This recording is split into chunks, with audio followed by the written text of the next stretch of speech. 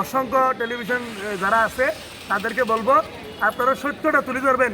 কক্সবাজারের মধ্যে কোনো ইয়া ব্যবসায়ী, কোনো মাদক ব্যবসায়ী এখানে বসবাস করতে পারবে না।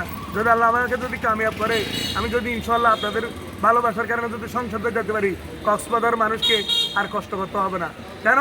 আমি কক্সবাজারকে সিঙ্গাপুর বানাবো আল্লাহ যদি আমাকে বাঁচে রাখে।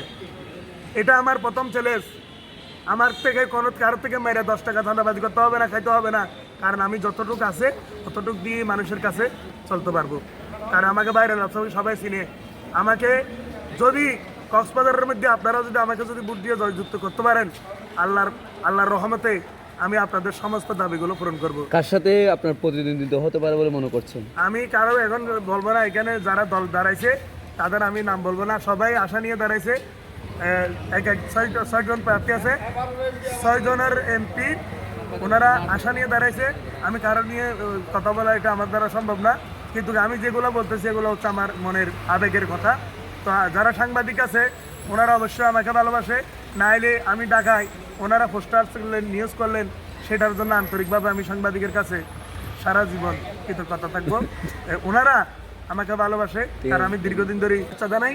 আমি যে কক্সবাজারে যে আজকে প্রজাপতি মার্কা নিয়ে আপনাদের কাছে এমপি প্রার্থী হয়ে যে আমাকে আপনারা আজকে এ পর্যন্ত আনছেন, সেজন্য আমি সাংবাদিক ভাইদের জন্য, আমাদের কক্সবাজারে যারা সাংবাদিক আছে তারা কিন্তু খুব স্ট্রং, সেটা মনে রাখবেন। তারা কিন্তু বেচা কেনা করে না, তারা কিন্তু সত্য যেটা সেটা তুলে ধরে। যে কক্সবাজারের মধ্যে টেলিগ্রাম আছে।